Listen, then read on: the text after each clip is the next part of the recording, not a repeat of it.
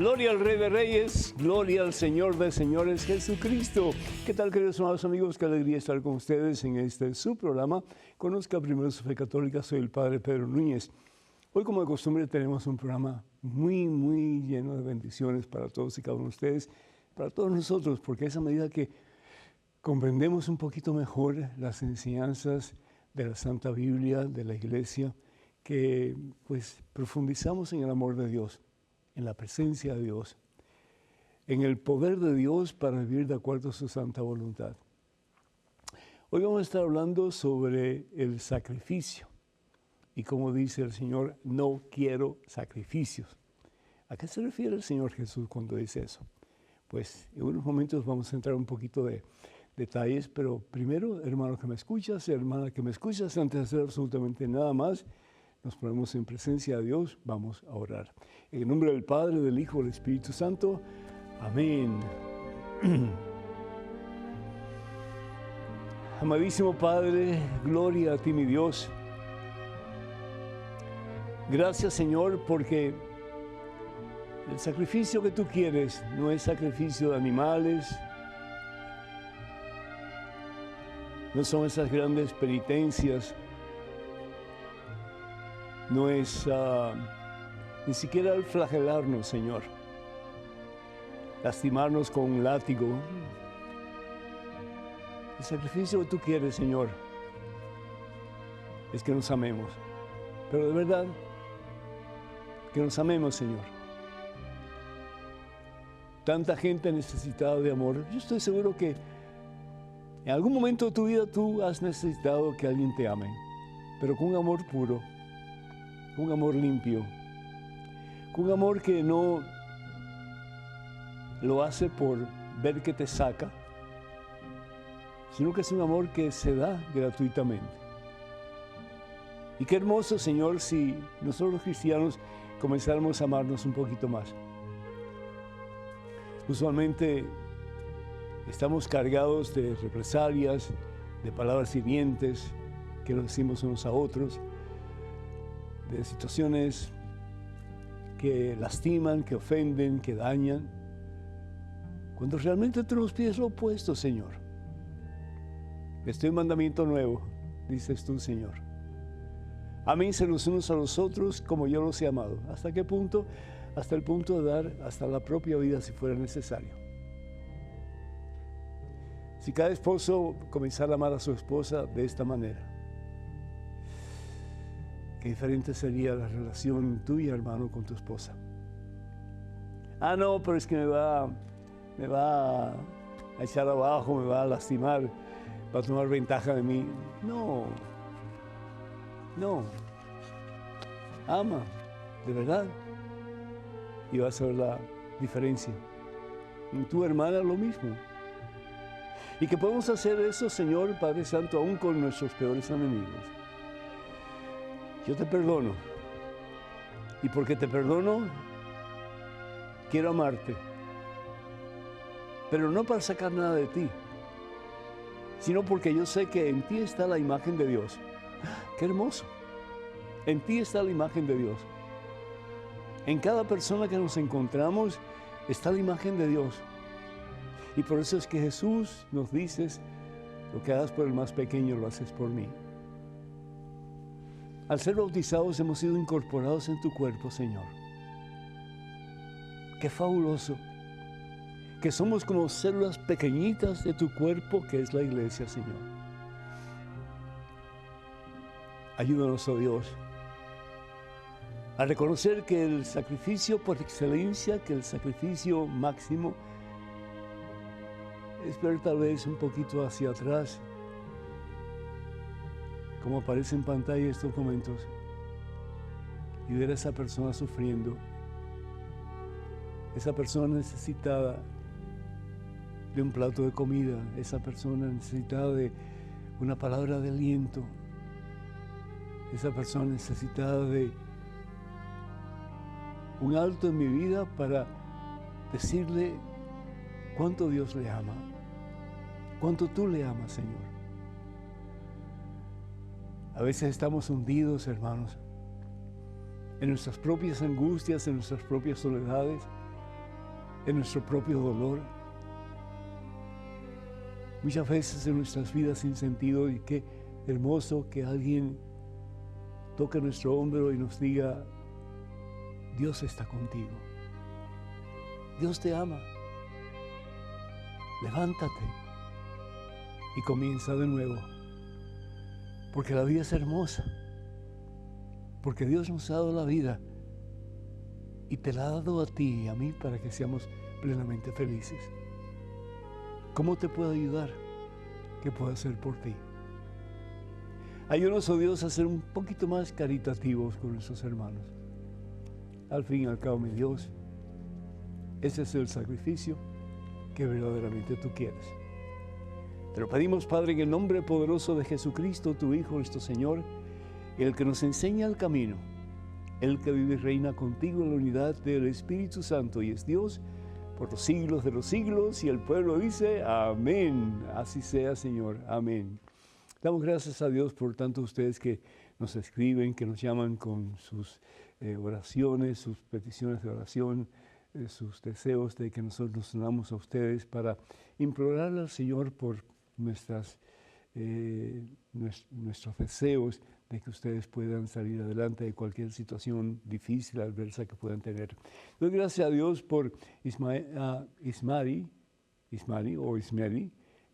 bendice al Padre Pedro y al Padre Willy por su enseñanza. Muchísimas gracias, pues el Padre Willy estuvo con nosotros hace poco tiempo y pues disfrutamos mucho de su compañía y de sus enseñanzas. José de Guatemala, gracias por compartir lo que Dios le ha dado.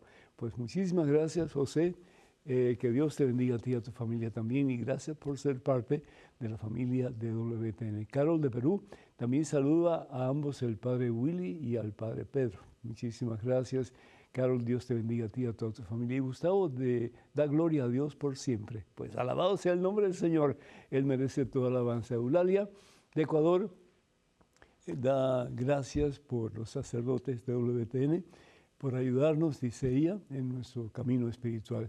Pues es un gusto, un placer, y también pues es nuestra responsabilidad dar de lo que tenemos, ¿verdad? Eso es lo que el Señor nos pide. Miguel de Argentina sigue sus programas, dice él, en relación a lo que hacemos, sigue los programas siempre. Muchísimas gracias, Miguel, y muchas bendiciones para ti y para los seres queridos. Jennifer de Venezuela ruega por sabiduría en la educación de sus hijos. Pues esa sabiduría te va a venir y vas a ver que si le preguntas a Jesús qué haría Jesús en cada situación en que tú te sientas como una encrucijada, Él te va a indicar el camino. El Espíritu Santo va a estar contigo. También pedimos por todos aquellos que piden oración a través de nuestras redes sociales, que el Señor nos bendiga en abundancia a todos y cada uno de ustedes. Y recuerden, hermanos y hermanos, que los únicos medios sociales de comunicación son los siguientes. Estamos en Facebook, y para comunicarse con nosotros, y ojalá que así lo hagan, porque queremos ya alcanzar los 2 millones de seguidores. Eso sería una meta, pero tremendamente fabulosa para nosotros. Comuníquense con facebook.com/ppedronunes, facebook.com/ppedronunes. Recordarles que estamos también en X, que era anteriormente Twitter, y estamos también en Instagram y en YouTube.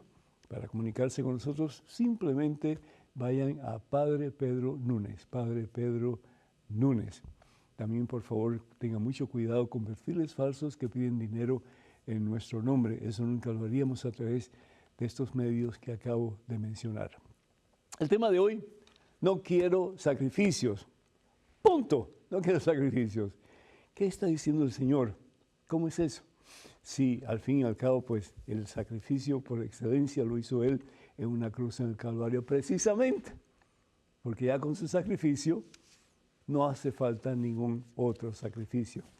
Desde tiempos muy atrás, pudiéramos decir, con nuestros primeros padres y con los hijos y los hijos de nuestros primeros padres, se empezó a utilizar un sacrificio que era como que, bueno, sí, voy a dar esto, pero realmente nada que ver con mi propio ser, con mi propia vida. Y lo que daban eran animales. Sacrificaban animales a Dios, los sacrificaban pidiéndole pues buena cosecha, los sacrificaban pidiendo perdón por algo que estaba mal hecho y que lo habían cometido. Pedían perdón por cualquier situación adversa en la que habían estado envueltos y habían lastimado. Y también pidiendo pues misericordia para que el Señor los acompañara y pudieran vencer a través de guerras y de pues, situaciones difíciles con otras comunidades, con otra gente. El caso es que al principio lo hacían en tierra o lo hacían en la arena. Después de eso lo empezaron a hacer los sacrificios de animales, pues juntando piedras y hacían como una especie de altar y ahí pues sacrificaban el ganado, las redes, el animal que ellos traían para Dios, pensando que a Dios le hacía bien, le gustaba que se hiciera este tipo de sacrificios. Eso también pues sucedió en muchos lugares, en Mesopotamia, por ejemplo, en Babilonia, que se ofrecían sacrificios, incluso niños recién nacidos al dios Moloch. Y por eso pienso yo que Abraham quería seguir, porque Abraham, aunque creyó en el único verdadero Dios y dejó sus ídolos aparte, pero sin embargo todavía tenía aquella secuela de que había que ofrecerle el primer hijo a Dios, como lo hacían los paganos. Y sabemos la historia, ¿verdad? Como Dios pues le dijo a Abraham a través del ángel que no hiciera eso. Y le dejó entonces un animal para que pudiera sacrificarlo en lugar de Isaac. El caso es que pasa el tiempo y llega el tiempo de Jesús. Y nos dice la palabra de Dios en el Evangelio según San Juan, capítulo 1, versículo 29, dice, al día siguiente, Juan vio a Jesús que venía a su encuentro y exclamó, ahí viene el Cordero de Dios que quita el pecado del mundo. Ahí viene, el Cordero de Dios que quita el pecado del mundo. ¿Cómo es eso? ¿Es Jesús un cordero? Pues Él se va a hacer la víctima. Él va a ser el animal, y no estoy en ninguna forma pues ofendiendo a mi Dios diciendo esto. Es decir, la palabra hostia significa víctima. Y la víctima es Jesús, que se hace como cordero, como animal expiatorio para la salvación tuya y mía y del mundo entero. Y lo hace en una cruz, en el Calvario. Se deja mutilar, se deja escupir, se deja crucificar con unos clavos horrorosos, se deja traspasar su frente y su cabeza con unas espinas horribles. Y uno dice, ¿y por qué? ¿Por qué tanto dolor? ¿Por qué? Pues hasta ese punto quería Jesús enseñarnos el camino del cristiano, que es el camino del amor. ¡Ay, Dios mío! Terrible, ¿no es cierto? Terrible. Dice el profeta Isaías, en el capítulo 53 del libro de Isaías, la razón por la cual Jesús se deja crucificar, se deja herir a tal extremo, se deja lastimar a tal extremo, es decir, que solamente una persona con tanto amor lo pudiera hacer. Dice, sin embargo, eran nuestras dolencias las que Él llevaba. Él asumió sobre sus espaldas el peso de tus pecados, de los míos y del mundo entero, hasta el último ser humano sobre la tierra. Eran nuestros dolores los que le pesaban. Eran nuestras faltas por las que Él era destruido. Él soportó el castigo que nos trae la paz y por sus llagas, por su sacrificio, hemos sido sanados. Qué tremendo. Hasta ese punto nos ama Dios. Y el Señor Jesús nos invita a amar a los demás con ese mismo amor, porque el amor no tiene límites, ¿verdad? Tú y yo ponemos, pues, cercas en nuestra forma de amar. ponemos barreras en nuestra capacidad de amar. Yo te amo a ti, pero con esas condiciones. Y si tú no estás dispuesto a aceptar estas condiciones, no te voy a amar. Pero si Jesús es el Hijo de Dios, si Jesús es la segunda persona de la Santísima Trinidad, ¿cómo es que Dios permitió ese terrible acto en contra de Él, en contra de Dios?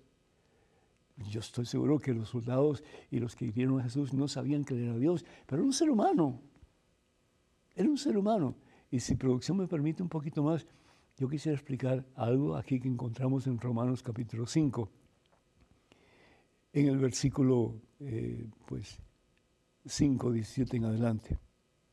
Dice, si bien reinó la muerte por culpa de uno, Adán y su descendencia, y debido a uno solo, con mucha mayor razón, gracias a uno solo, Jesucristo, todos aquellos que aprovechan el derroche de la gracia, es decir, la plenitud de la gracia, de la fuerza de Dios, de la vida de Dios para hacer el bien, el don de la justicia recibirán, reinarán en la vida. Y no solamente en esta vida, pero en la vida eterna.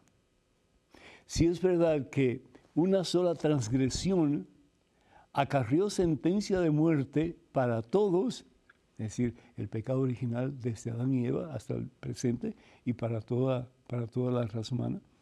Asimismo, la absolución merecida por uno solo, Jesucristo, que nos absuelve de nuestros pecados a través de su sacrificio, procuró el perdón y vida a todos. Qué tremendo, ¿no es cierto? Continúa diciendo, y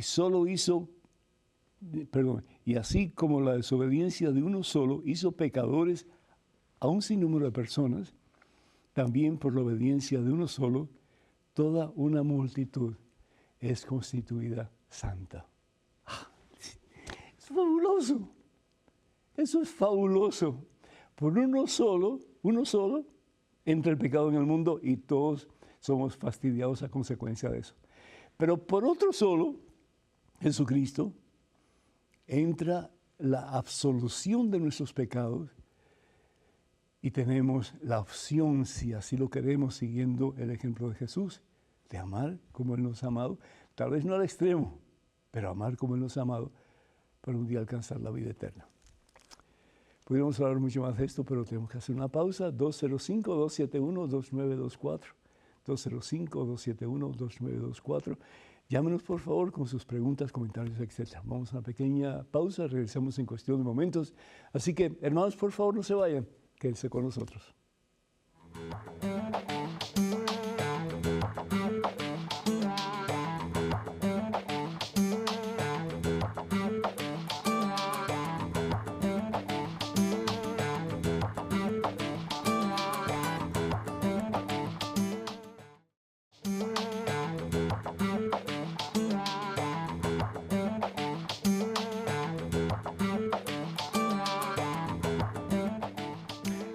Gloria al Rey de Reyes, gloria a Jesucristo, Señor y Salvador nuestro. Hermanos y hermanas, bienvenidos a este segmento de su programa. Conozca primero su fe católica. Soy el Padre Pedro Núñez. Tenemos en este momento un correo electrónico con una pregunta. Adelante, por favor. ¿Por qué para la Iglesia Católica las relaciones prematrimoniales en un noviazgo son ilegítimas? Por mi parte, no he encontrado fundamentos bíblicos que sostengan esta prohibición. No sé si tal vez se encuentran por el lado de la tradición y su relación con el tema de la virginidad, que es otra tradición. Sucede que todos los novios que he conocido, incluso católicos practicantes y comprometidos, las han tenido.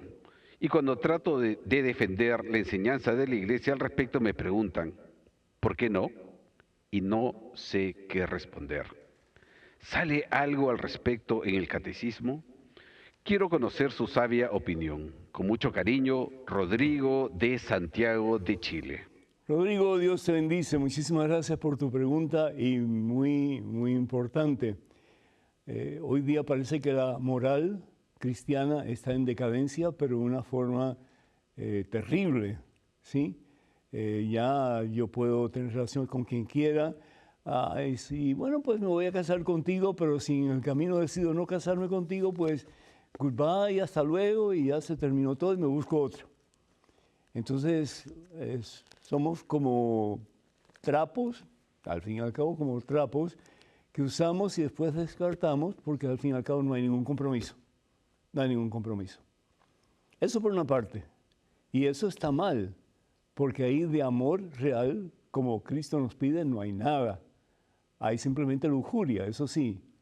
Y tú puedes decir, oh, yo estoy enamorado de ella, yo la quiero, qué sé yo. Pero al fin y al cabo, si te consigues otra mejor, ¿quién sabe? ¿Quién sabe? Sí. Es decir, el matrimonio es un compromiso no solamente ante la sociedad, pero más aún es un compromiso ante Dios. Yo no entiendo, por ejemplo, cómo es que las personas homosexuales se casan entre ellos y dicen que eso es un casamiento. Eso no es un casamiento. El casamiento es ideado por Dios y es por dos razones, y esto lo vemos en el libro de Génesis, capítulo 2 y capítulo 1. Vamos un momentito al capítulo 2, que es lo que dice la palabra de Dios. Versículo 28 dice, Dios bendijo, perdón, este es el capítulo 2, dice, por eso el hombre deja a su padre y a su madre para unirse a su mujer y los dos serán un solo ser. Es una de las razones del por qué la relación matrimonial entre dos personas lo llega a ser un solo ser. Y es diseñado por Dios y es para aquellas personas exclusivamente que participan del sacramento del matrimonio, de esas personas que están unidas ante Dios. ¿Sí? Por eso el hombre deja a su padre y a su madre para unirse a su mujer y pasan a ser una sola carne, una sola cosa. Y si vamos, por ejemplo, al libro de Génesis, y esto es el principio, y durante toda la Biblia vamos a ver en diferentes libros, etcétera, cómo la relación sexual es exclusiva para el matrimonio. Aquí, por ejemplo, en el capítulo 1 del libro de Génesis, versículo 28, dice, Dios los bendijo, es decir, la unión tiene que ser bendecida por Dios. Dios los bendijo y les dijo, sean fecundos y multiplíquense.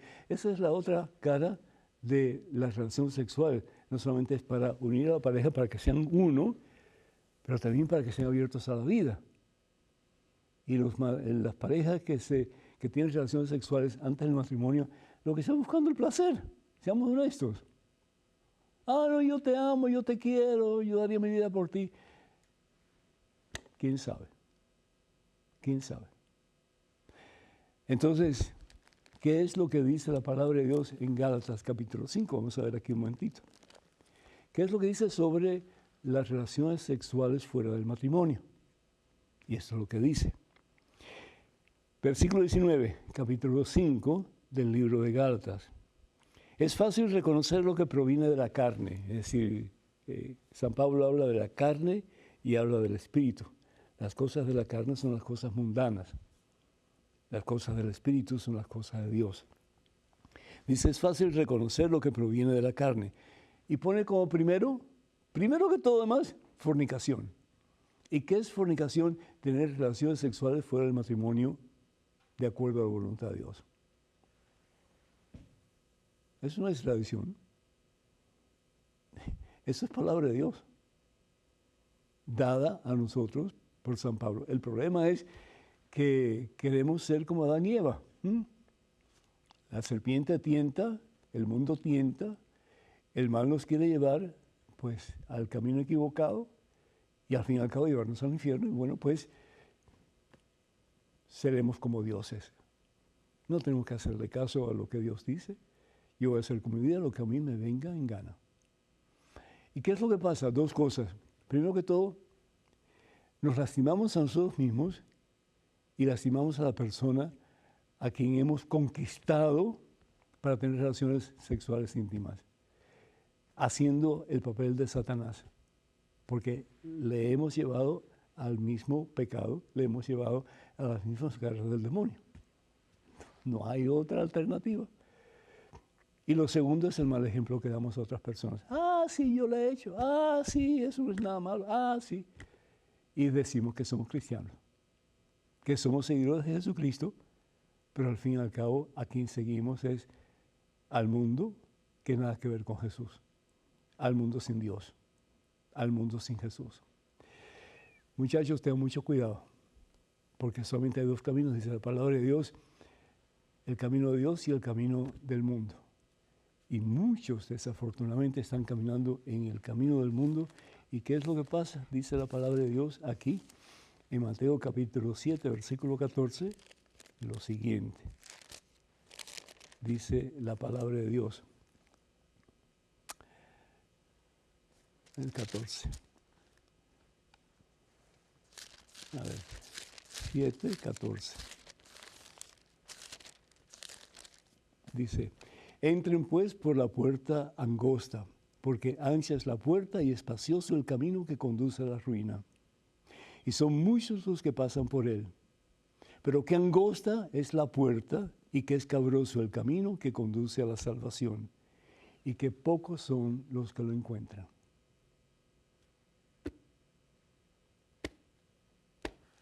En estos momentos tenemos un correo electrónico con una pregunta. Adelante, por favor. Padre, desde la ciudad de Boconó, en Venezuela, quisiera saber qué tanto se debe aguantar en un matrimonio. Ya son casi 25 años de mi parte, fidelidad y mucho amor, al punto de soportar todo tipo de cosas, pero ya siento que no puedo más. A él le da igual serme infiel con cualquiera. Me siento una muerta andante, pero he orado tanto que esa ha sido mi esperanza. Yo no veo que él quiera convertirse. Es muy prepotente y me cuesta que se acerque a Dios. Laura. Laura, ¿cuánto lo siento, cuánto lo sentimos? Pues él no ha sabido apreciar tu amor, él no ha sabido apreciarte a ti. Y lo que le interesa, pues, es hacer lo que él quiere. Y eso, desafortunadamente, de nuevo, es la actitud que muchos tienen, incluso aquellos que dicen creer en Dios. Pero al fin y al cabo, no hacen lo que Dios pide. Qué triste, no solamente por ti, pero por tus hijos, tu familia, que tu esposo tenga esa actitud y que no quiera cambiar y quiera seguir su estilo de vida, que al fin y al cabo, pues, no solamente se lastima él mismo, pero lastima a las personas que supuestamente él debe de amar más, que es a su familia. ¿Qué nos dice la palabra de Dios sobre el divorcio? En el profeta Malaquías, entre otros pasajes, dice la palabra de Dios, odio el divorcio. Odio el divorcio. Es decir, lo repudio, lo rechazo. ¿Por qué? Porque el divorcio es la antítesis al amor, a una relación conyugal donde el uno es para el otro, donde los dos juntos luchan, trabajan, se esfuerzan por llegar a ser un solo ser. Y por lo tanto el Señor repudia, rechaza, odia el divorcio. Y esto está en el libro de Zacarías, capítulo 1, versículo 16. Capítulo 2, versículo 16. ¿Qué hacer en tu caso? Pues si tú has hecho todo lo posible, todo lo que esté a tu alcance para ayudar no solamente a cambiarlo a él, pero a que haya un encuentro entre ustedes dos y comiencen un camino nuevo, pues yo te digo que Dios definitivamente no quiere que tu matrimonio sea un infierno, que tu familia vive en un infierno, que tus hijos viven en un infierno. Por lo tanto, el consejo en este caso sería, sepárate legalmente de tu esposo. No te aconsejaría el divorcio porque eso es solamente entre tú y tu director espiritual pueden llegar a un punto en que puedan decir, pues esto es lo que Dios quiere o pediría en tu caso. Yo solamente te aconsejaría para que buscaras la forma de tener una separación legal en que pues tú tengas derecho a las cosas que son tuyas en relación a las cosas que son de él. Y pues yo sé que estás pasando por una tribulación muy grande, yo sé que estás teniendo dudas y sentimientos de culpabilidad, pero decídete, porque si en todo este tiempo Él no ha cambiado, te está diciendo que Él va a seguir igual y no va a cambiar. Tal vez, si hay una separación, tal vez Él reaccione y pueda pedir ayuda y comenzar una relación nueva contigo. Eso esperamos y eso pedimos al Señor y ojalá que así sea. Cuenta con nuestras oraciones. Tenemos un correo electrónico con una pregunta. Adelante, por favor. Hola, Padre Pedro. Muchos saludos y bendiciones desde la comunidad de Santo Cristo de la Salud en Cuba. Padre, ¿qué opina usted? ¿Es o no correcto levantar las manos durante el Padre Nuestro en la Eucaristía? Que Dios lo siga bendiciendo. Jesús Báez. Jesús, muchísimas gracias. Que Dios te bendiga a ti y bendiga a toda la comunidad en la iglesia a la cual tú perteneces. Pues depende de lo que el sacerdote, el párroco, permita. Si el sacerdote permite que ustedes levanten las manos, pues está bien. Pero si el sacerdote pide que no se haga, pues yo creo que hasta sería un poco mejor, porque esos son los dictámenes, al fin y al cabo, de la Divina Congregación o la Congregación para el Divino Culto del Vaticano, de la Santa Sede. Entonces, ¿qué es lo que se debe hacer en el Padre Nuestro? Pues, de acuerdo a lo que pide el Vaticano, las manos no se deben elevar porque eso es símbolo de alabanza y símbolo de confianza en Dios. El libro de Éxodo habla en en el libro de Éxodo habla en el capítulo 17 que los amalecitas estaban luchando contra los israelitas y mientras Moisés tenía sus brazos elevados al cielo, los israelitas ganaban la batalla. ¿Por qué? Porque el tenerlos elevados al cielo es símbolo de alabanza y es símbolo de confianza en Dios. Tenerlos así, es decir, ¿no?, de esta forma tampoco, ¿verdad? Con las manos casi frente al cuerpo.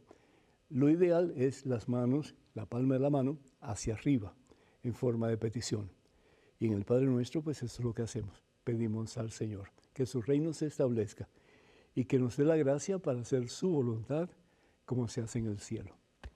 Yo creo que eso es lo que deberíamos de hacer, lo que ustedes deberían de hacer, con las manos, la palma de las manos hacia arriba, pidiendo pues misericordia al Todopoderoso. Que Dios te bendiga, mi hijo, y oramos por Cuba, oramos por todos los cubanos. Bendiciones. El número telefónico para que se comuniquen con nosotros, 205-271-2924. Repito, 205-271-2924. Vamos a una pequeña pausa, regresamos en cuestión de momentos. Así que, hermanas y hermanos, por favor, no se vayan, quédense con nosotros.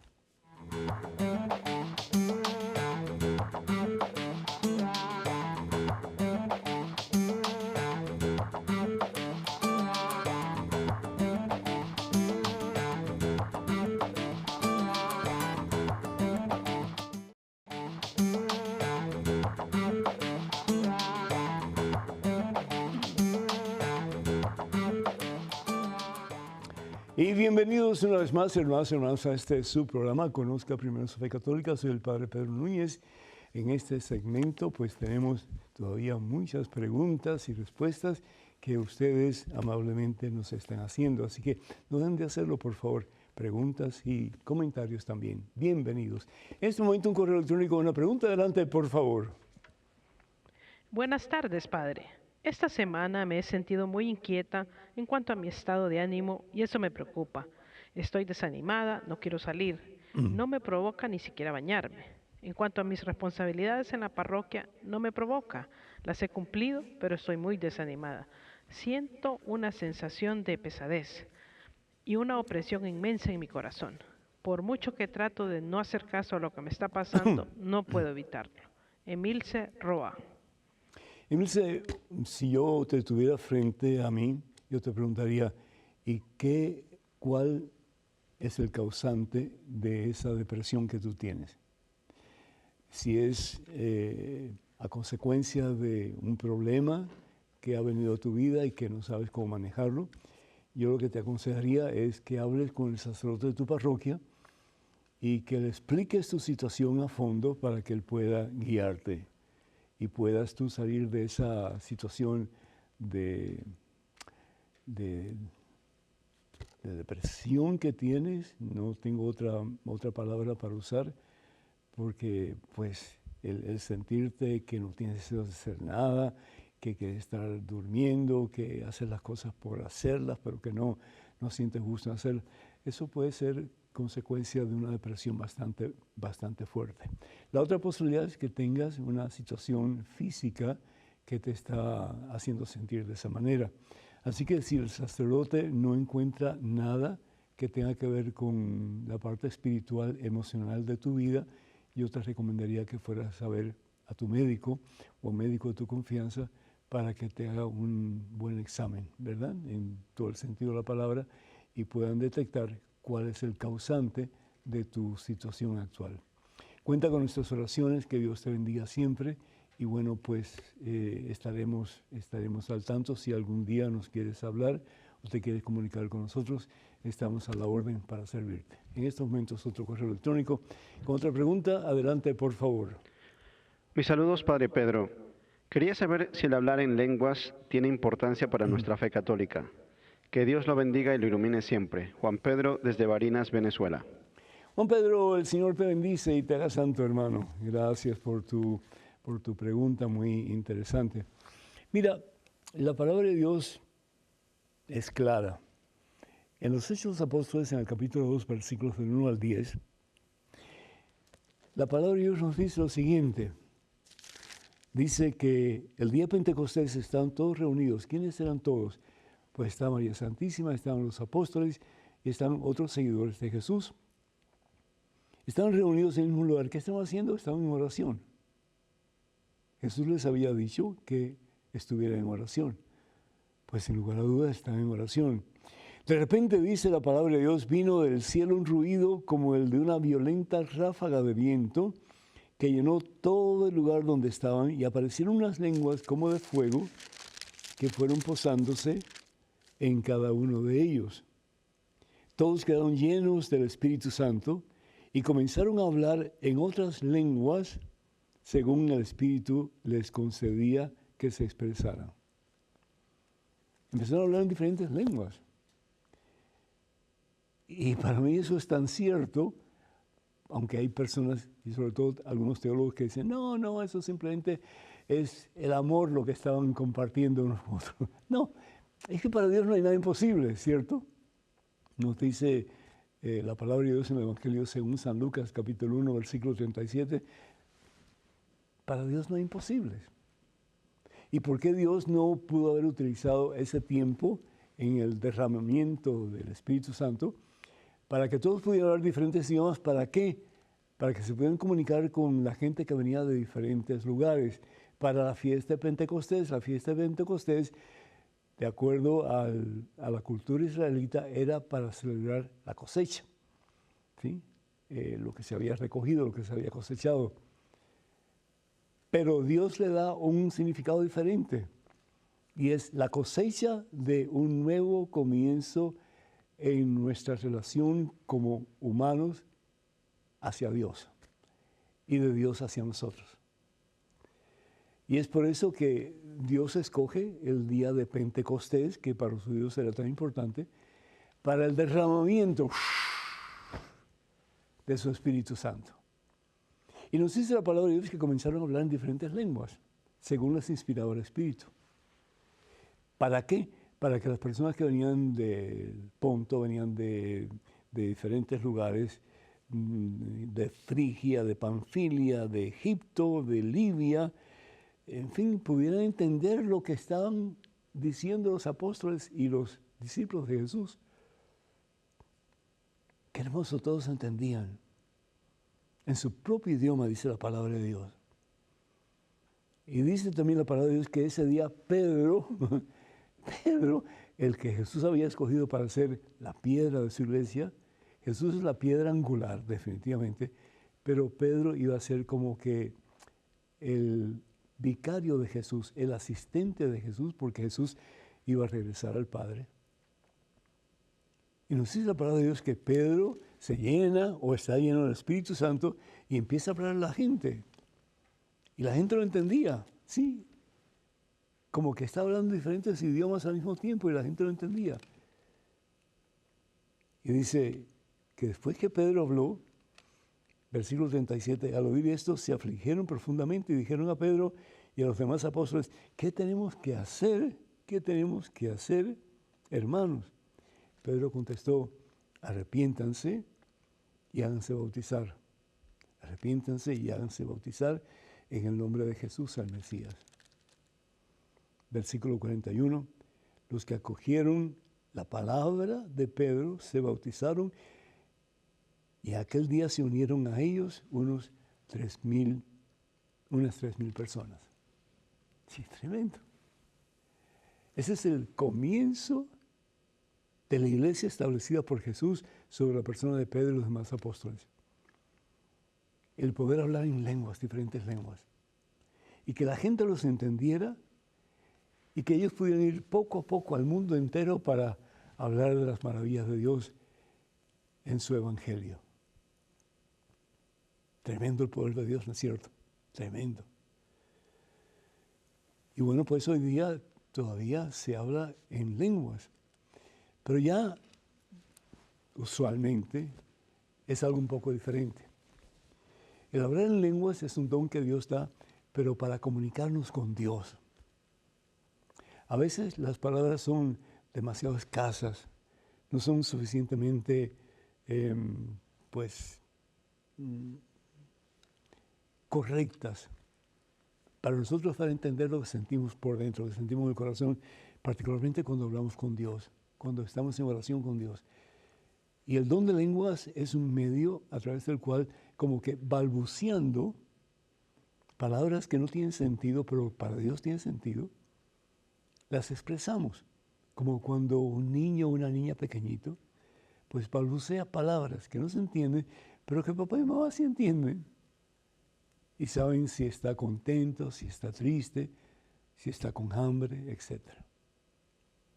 Ese es el don de lenguas. Hay posibilidades en que una persona tenga el don de lenguas, es decir, de hablar en otro idioma. Pero tiene que haber alguien que le interprete lo que esa persona está diciendo, si no, ¿de qué le sirve? Se me está ocurriendo en estos momentos, si me permiten, lo voy a usar 1 Corintios, capítulo 14. 1 Corintios, capítulo 14, aquí un momentito, a ver si puedo llegar a tiempo, porque hay bastante espacio de por medio. ¿Sí? Dice la palabra de Dios en la primera carta de San Pablo a los Corintios, capítulo 14, dice, ¿de qué les serviría? Esto es el versículo 6. ¿De qué les serviría si uno les hablase en diferentes lenguas, pero nadie entendiera? En el versículo 5 dice, me alegraría de que todos ustedes hablaran en lenguas, pero más me gustaría que todos fueran profetas. En el versículo 3 dice, el que profetiza da a los demás firmeza, aliento y consuelo. El que habla en lenguas se fortalece a sí mismo, mientras que el profeta edifica la iglesia. ¿Y qué es un profeta? De acuerdo al pensar de San Pablo, uno que enseña, uno que habla en nombre de Dios. Me alegraría que todos ustedes hablaran en lenguas, pero más me gustaría que todos fueran profetas. Entonces, para San Pablo, el don de lenguas es muy importante, pero más importante es el que demos a conocer lo que hemos aprendido de Dios. Y eso es lo que hace la diferencia en el mundo en que vivimos hoy día. Bendito sea Dios. Tenemos un correo electrónico con una pregunta. Adelante, por favor. Buenas, Padre Pedro. Le escribo desde Guadalajara, México, rogando me pueda ayudar a aclarar una duda. Mis hermanos me dicen que en lo que han investigado debemos de ir a la misa tradicional, la que es en latín, porque les han explicado que en la misa que normalmente vamos se han cambiado desde el Concilio Vaticano II muchas cosas que no deberían de haberse movido, específicamente el canon romano. Entonces hacemos mal en estar asistiendo a la misa que desde siempre hemos conocido y asistido. Agradezco mucho me pueda ayudar en esto. Que Dios lo bendiga siempre. Lili Delgado. Lili, nos encanta decir que lo que estamos haciendo nosotros es lo correcto y los demás, pues, es incorrecto. Es decir, tenemos una autoridad, hermana. Tenemos una cabeza visible que Dios ha puesto, Jesucristo ha puesto, en la persona de Pedro y sus sucesores, y ese es el Papa. Es decir, y hay algunos sacerdotes que dicen cosas que nada que ver con la autoridad que tiene el Papa y los obispos de la Iglesia. Tú estás hablando del concilio que tomó lugar en el Vaticano en el 1960, y terminó en el 65, llamado por su santidad el Papa Juan XXIII y terminado con el Papa Pablo VI. Lo que se cambió fue lo externo, sobre todo, de la Santa Misa. Hubo otros cambios, ¿verdad?, como el que los laicos tuvieran más participación en la actividad de la Iglesia, el que pues, las mujeres tuvieran más participación en la vida de la Iglesia, en fin, cosas así, en que se evangelizara más. Pero en el caso de la Eucaristía, particularmente, ¿a qué te refieres cuando hablas del canon romano? ¿Qué es el canon romano? El canon romano principalmente es la plegaria eucarística. Y la plegaria eucarística está de primera en el libro de oraciones de la Iglesia. Entonces, ahí está la primera, son 4 plegarias eucarísticas, y la primera es la que se usaba antes del Concilio II Vaticano en las misas en latín. Así que eso no se ha abolido, eso está ahí. Ahora, se ha dado la oportunidad de que los sacerdotes escojan muy bien esa plegaria o escojan cualquiera de las otras 3. Porque al fin y al cabo el contenido de las 4 es básicamente lo mismo. Lo que pasa es que unas son más cortas que otras y algunas pues tienen algunas cosas que se introducen, algunas peticiones que no necesariamente están en las otras, pero que no son importantes para la consagración de los elementos. Es decir, la plegaria eucarística es el propósito de consagrar al fin y al cabo los dones simples que llevamos al altar de pan y vino en el mismo cuerpo y en la sangre del Señor. Eso sigue siendo igual, no ha habido cambio en absoluto. Entonces, ¿por qué dividir más el cuerpo de Cristo? ¿Por qué seguir dividiendo la iglesia de Jesucristo? Al fin y al cabo, ¿no dice el Señor Jesús en el Evangelio según San Juan, capítulo 17, versículo 21? Creo que es ese, ¿sí? Padre, que todos sean uno, como tú y yo somos uno. Que sean uno. Entonces el mundo creerá, Padre, que tú me has enviado. ¿Cómo nos encanta hacer entender de que sabemos más que los demás y no estamos conscientes de lo que estamos haciendo? Es realmente una cosa que no solamente es innecesaria, pero que daña la iglesia establecida, la única iglesia establecida por nuestro Señor y Salvador Jesucristo. Tenemos en estos momentos un correo electrónico. Adelante, por favor, con la pregunta. Estimado Padre, yo la última vez que me confesé le dije al sacerdote que había tenido malas conversaciones, pero no le dije que esas malas conversaciones habían sido con niños. El sacerdote me absolvió de ese pecado, pero mi duda es si el haber omitido con niños se me perdonó el pecado. Gracias por su respuesta, Omar. Omar, tú no estás consciente, mi hijo, del daño que le haces a los niños cuando tergiversas sus conciencias para que ellos se introduzcan en cosas mundanas que nada tienen que ver con Dios. La palabra de Dios, y esto te lo estoy diciendo como hermano, es decir, No te estoy peleando, no estoy poniéndote en tela de juicio, nada de eso, simplemente para que tú tomes decisiones concretas de ahora en adelante.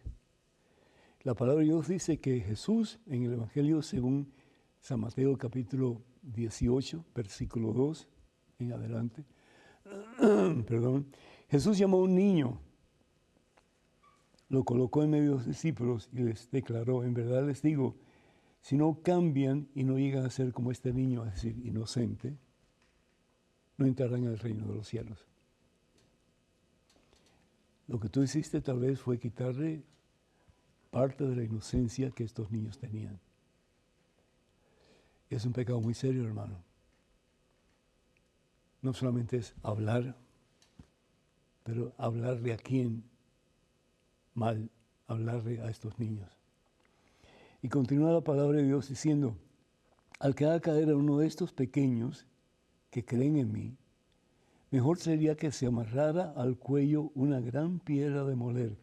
Las piedras de moler en Tierra Santa son enormes, ¿sí? Pues para moler la aceituna, para sacar el aceite. Y después hundirlos en el fondo del mar. Que le amarraran una piedra de molino al cuello y después que lo hundan al fondo del mar.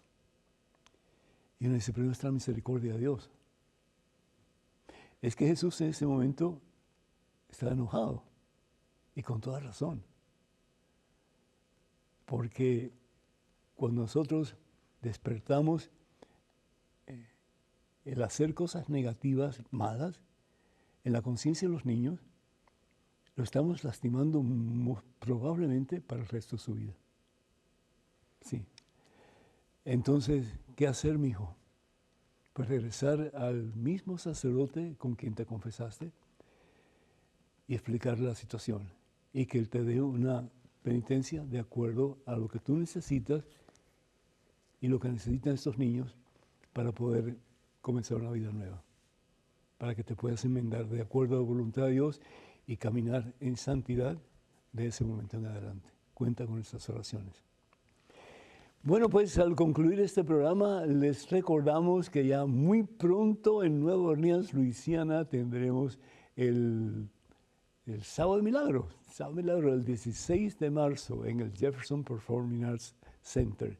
Sábado de Milagros con el lema Me levantaré. ¿Y quién necesita ser levantado por el poder de Cristo Jesús? ¿Quién necesita una vida mejor, una vida nueva, una vida más cerca de ese que es nuestra esperanza de victoria, que es Jesús el Señor? Invitado Salvador Gómez y este servidor, el Padre Pedro Núñez, vamos a estar predicando. Va a haber hora santa, tiempo de sanación, tiempo de liberación, alabanzas, oraciones, todo. Así que no se lo pierda, un día de fiesta con el Señor. Para más informes, por favor, comuníquense al número telefónico 956-424-5405. Que el Señor nos bendiga hoy siempre, Padre, Hijo, Espíritu Santo. Hasta la próxima, hermanos.